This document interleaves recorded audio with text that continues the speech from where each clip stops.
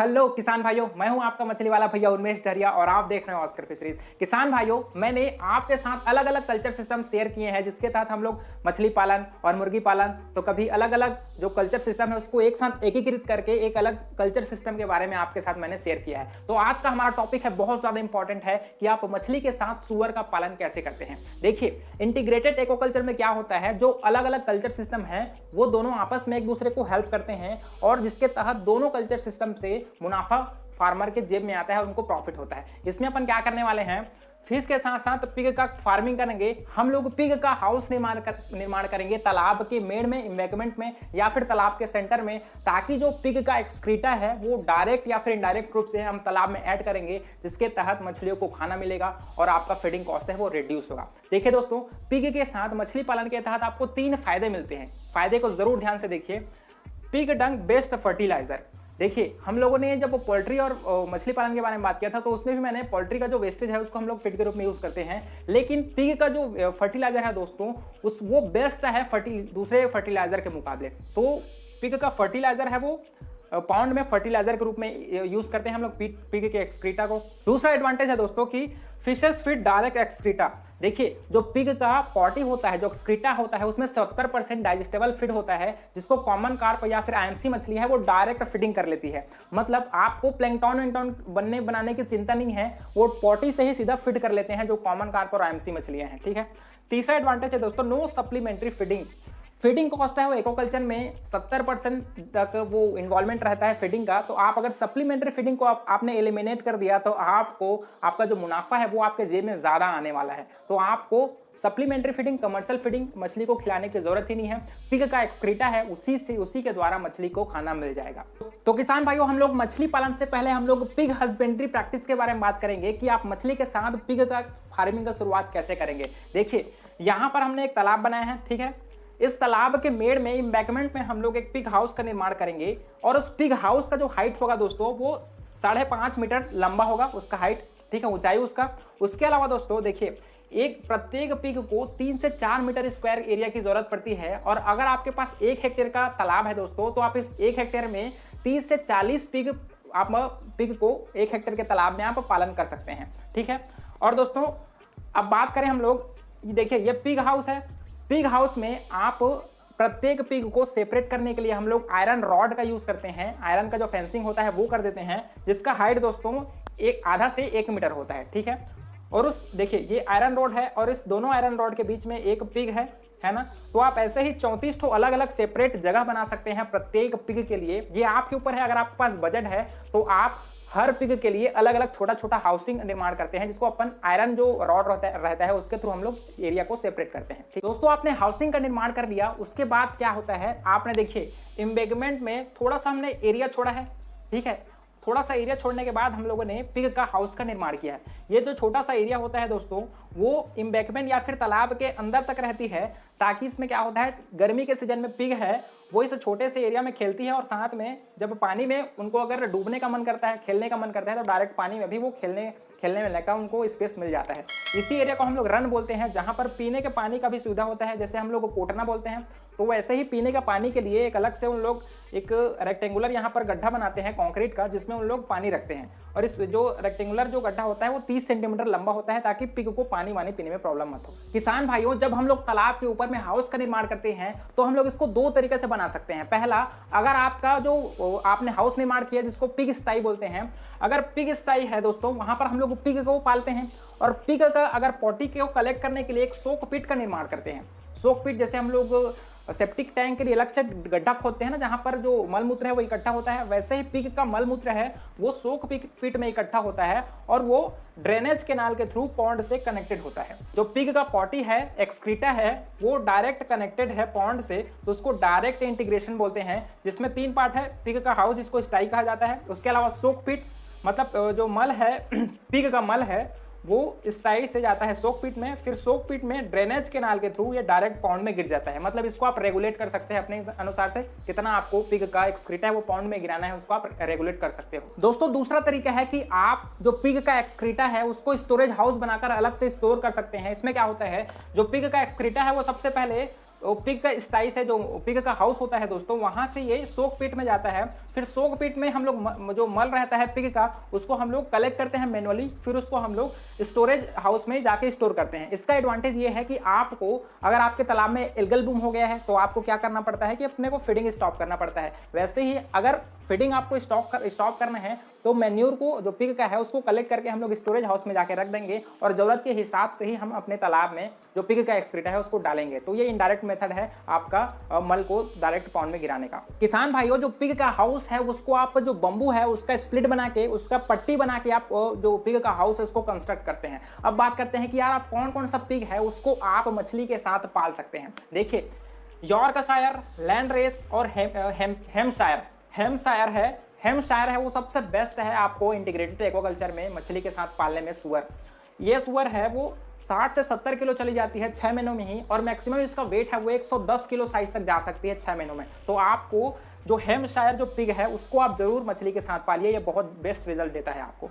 और दोस्तों, जो फीडिंग की बात करें, जो प्रत्येक पिग को हम लोग प्रतिदिन 1.5 किलो, 1 से 1.5 किलो हम लोग फीडिंग कराते हैं। अलग अलग इंग्रेडिएंट्स है फीडिंग कराने का, उसको मैं आगे डिस्कस करूंगा, लेकिन आपको पर डे 1.5 किलो प्रत्येक पिग को आपको फीडिंग कराना है। भाइयों, सबसे मोस्ट इंपॉर्टेंट कि आपको पिग को क्या क्या खिला सकते हैं। देखिए, ये नेचुरल अवेलेबल आपके आसपास के एरिया में मैजी है, ग्राउंड नट ऑयल केक है, बादाम की खली या फिर राइस ब्रैन, फिश मील और मिनरल मिक्सचर, इन सभी जो कंपोनेंट इंग्रेडिएंट्स है उसको आप आपस में मिक्स करके आप पिग को खिला सकते हैं। खिलाने का एक चेक ट्रे टाइप का एक डिवाइस रहता है, एक सर्कुलर एक प्लेट रहता है जिसमें आप दाना को डाल देते हैं और बीच में पानी रहता है। तो आप मछली है जो पिग है वो दाना खाती है और पानी पीती है। तो यार आप ऐसा सिस्टम जरूर अपने फार्म में रखिए, और ये जो लोकल इंग्रेडिएंट्स है उसी को खिलाइए, आपको एक्स्ट्रा सप्लीमेंट्री फीड खिलाने की जरूरत नहीं है सुअर को। किसान भाइयों, ये तो हुआ पिग के हाउस का निर्माण कैसे करना है, उसको कितना स्टॉक करना है, 1 हेक्टेयर में कितना पिग आपने तालाब में डाल सकते हैं। अब बात करते हैं दोस्तों मछली का पालन आप कैसे करेंगे पिग के साथ। देखिए, सबसे पहला काम, अगर आपके पास पुराना तालाब है तो उसको आप क्या करेंगे, सबसे पहला काम आप डीवीडिंग करेंगे, वीड अगर होगा उससे निकालेंगे। उसके बाद उस फिश है अगर उसमें एक्सोटिक फिश या फिर उसमें अनवांटेड फिश है, उसको मारने के लिए ऑयल और सॉफ्ट का इमल्सन बनाएंगे और उसको तालाब में छिड़काई कर देंगे, जिससे मछलियां और इंसेक्ट है दोनों मर जाती हैं। दोस्तों, मछलियों और कीड़े मकोड़ों को मारने के बाद आपको क्या करना है, आपको तालाब का पीएच जरूर चेक करना है। अगर पानी का पीएच और सॉइल का पीएच है दोस्तों वो 4.5 से 5 के बीच आता है तो आपको 2000 किलो चूना डलवाना है 1 हेक्टेयर के तालाब में। अगर 5 से 6.5 के बीच में आता है तो 1000, 6.5 से 7.5 पीएच आता है तो 500 किलो, और 7.5 से 8.5 के बीच पीएच है जो आइडियल है, तब भी आपको 200 किलो जरूर अपने तालाब में डलवाना है चूने को। दोस्तों, चूना डलवाने के बाद आपको अपने तालाब में कम से कम 2 से 2.5 मीटर वाटर डेप्थ को मेंटेन रखना है, क्योंकि सुअर को भी पानी चाहिए और आपके मछलियों को भी पानी चाहिए। तो इसमें वाटर जो डेप्थ है आपके तालाब का वो 2 से 2.5 मीटर जरूर होना ही चाहिए। दोस्तों, चूना डालने के 7 से 10 दिनों के पश्चात आपको अपने तालाब में फर्टिलाइजर ऐड करना है। इसमें आप 1000 पिग का जो डंक होता है दोस्तों उसको कलेक्ट करके आप सीधे तालाब में उसको मिक्स करके पानी में छिड़काई करा दीजिए, ताकि नेचुरल प्लैंक्टन का अच्छे से डेवलपमेंट हो और आपकी मछलियों के लिए खाना अच्छे से तैयार हो जाए। दोस्तों, अब सबसे मेन सवाल कि यार कौन कौन सी मछलियां हैं जिसको आप पिग के साथ पालन कर सकते हैं। देखिए किसान भाइयों, एमसी और एक्सोटिक कार्प है वो प्लैंक्टिवरस मछली है, मतलब वो प्लैंक्टन फीडिंग करती है आसानी से। इसके अलावा आप तिलपिया मछली, आप तिलपिया और मांगूर का भी पालन कर सकते हैं, क्योंकि तिलपिया भी है वो बहुत जगह प्लैंक्टन पर ही तिलपिया मछली का पालन होता है। मांगूर मछली के लिए आपको शायद अलग से सप्लीमेंट्री फीड खिलाना पड़ जाए, तो आप एमसी, एक्सोटिक और तिलपिया मछली का पालन कर सकते हैं। और बात करें दोस्तों स्टॉकिंग डेंसिटी की, सबसे मेन है कि आपको कितना स्टॉकिंग डेंसिटी रखना है। आपको 1 हेक्टेयर आपका तालाब है दोस्तों, तो उसमें 7000 से 8000 एडवांस स्टंटेड फिंगरलिंग 10 से 15 सेंटीमीटर वाले बच्चे आपको अपने तालाब में डलवाने हैं 1 हेक्टेयर के तालाब में। किसान भाइयों, बच्चा डलवाने के बाद सबसे महत्वपूर्ण बात कि आपको पर डे कितने फर्टिलाइजर पिग का जो एक्सक्रीटा है उसको तालाब में डलवाना है। आपको 50 किलो पर हेक्टेयर के तालाब में आपको प्रतिदिन 50 किलो पिग डंक है उसको अपने तालाब में डलवाएंगे, ताकि रेगुलर प्लैंक्टन तालाब में बनता रहे और मछलियां उसको फीड करके अच्छे से ग्रोथ करता रहे। आपको खास ध्यान देना है कि आपके पानी का वो वाटर क्वालिटी है वो जरूर मेंटेन रखें। तो आगे बात करते हैं कि आपके वाटर क्वालिटी पैरामीटर्स है वो कैसे होने चाहिए और उसको कैसे आप मैनेज कर सकते हैं।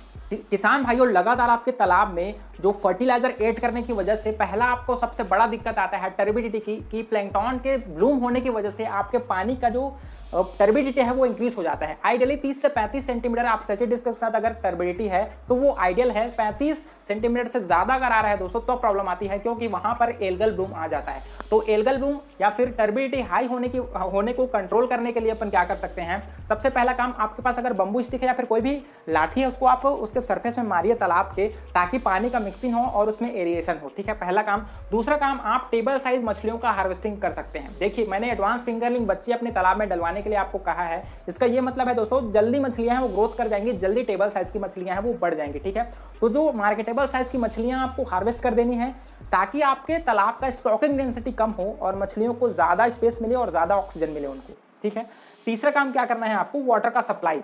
टर्बिडिटी को कम करने का सबसे देसी जुगाड़ है, आप टुल्लू पंप चालू कर दीजिए, जिससे पानी का कंसंट्रेशन है वो डाइल्यूट हो जाएगा और आपकी टर्बिडिटी है वो कम हो जाएगी। अब बात करते हैं दोस्तों अमोनिया की। आपके तालाब में अगर 0.02 ppm तक अमोनिया है तो वो ठीक है, चल जाएगा। लेकिन अगर वो 0.02 ppm से आपके अमोनिया का लेवल है वो ज्यादा हो जाता है दोस्तों, तो मछलियों के लिए वो घातक हो सकता है। इसके लिए आपको एक देसी जुगाड़ बताता हूँ। आपको रस्सी लेना है लंबा सा, और उसमें जो नट बोल्ट आता है या फिर जो सिंकर आता है उसको आप उसमें फिट कर दीजिए और बॉटम से उसको गुजारिए। आपको तालाब के पूरा मतलब शुरू से लास्ट तक उसको दोनों साइड से पकड़ के उसको गुजारना है बॉटम से, ताकि अब नॉक्सियस गैसेस हैं, जो अमोनिया गैसेस है, वो बाहर निकल जाए और आपके तालाब में ऑक्सीजन का कंसंट्रेशन आगे बढ़े। और दोस्तों बात करें आपके पानी की पीएच की, तो 7.5 से 8.5 के अगर पानी का पीएच है वो बहुत आइडियल है। अगर आपका पीएच है वो ज्यादा हो गया है 8.5 से, तो आप जिप्सम का यूज कर सकते हैं, और अगर कम हो गया है तो आप उसमें लाइमिंग का यूज कर सकते हैं। आपको इसीलिए हफ्ते या फिर 10 दिन में 50 किलो चूना अपने तालाब में डलवाते रहना चाहिए, ताकि पानी का पीएच है वो स्लाइटली एल्कालाइन रहे, जिससे आपके जो तालाब का एनवायरनमेंट है वो अच्छा रहे। किसान भाइयों, सबसे मेन बात की यार, आपको साल के अंत में कितना आपको प्रॉफिट होने वाला है, तो हम बात करते हैं मेन इंपॉर्टेंट बात की कि आपका हार्वेस्टिंग कितना होगा। देखिए दोस्तों, आप साल के अंत में, आप पिग की बात करें, सुअर की, तो अपन 2 फसल लेते हैं और टोटल 80 से 100 जो पिग के जो बच्चे हैं उसको अपन पालन करते हैं, और साल के अंत में प्रत्येक जो पिग है वो 60 से 70 किलो तक हो जाता है, मैक्सिमम 110 किलो साइज तक जाती है। तो दोस्तों पिग है वो 6000 किलो मीट देती है पर हेक्टेयर पर ईयर। आपको कितना ज्यादा मीट आपको मिल रहा है, देख रहे हैं आप पिग का। उसके अलावा मछलियां हैं वो 4 टन आपको प्रोडक्शन देने वाली है 1 हेक्टेयर के तालाब में। तो टोटल दोस्तों आप 10,000 किलो मछलियां और पिग का मीट का आप प्रोडक्शन करते हैं। पिग का मीट है वो 300 से 400 रुपए किलो बिकती है बहुत जगह, और मछलियां हैं वो 150 रुपए लोकल मार्केट में आसानी से बिक जाती हैं। तो दोस्तों देख रहे हैं कितना ज्यादा प्रॉफिट है इस बिजनेस मॉडल को फॉलो करने के बाद। तो किसान भाइयों, अगर मैंने आपको जो सजेस्ट किया है, जो मैंने स्टेप बाय स्टेप आपको बताया है, उसी को फॉलो करिए, निश्चित रूप से आप इंटीग्रेटेड एग्रीकल्चर में सक्सेसफुल होंगे और मुझे बाद में धन्यवाद देंगे कि उन्मेष भाई थैंक यू, आपने मुझे ऐसा सलाह दिया।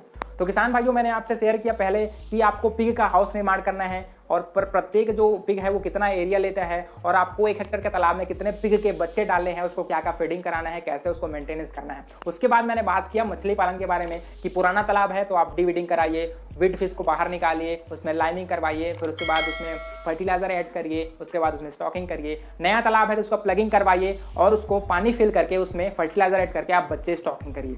तो किसान भाइयों, ये रहा आज का टॉपिक।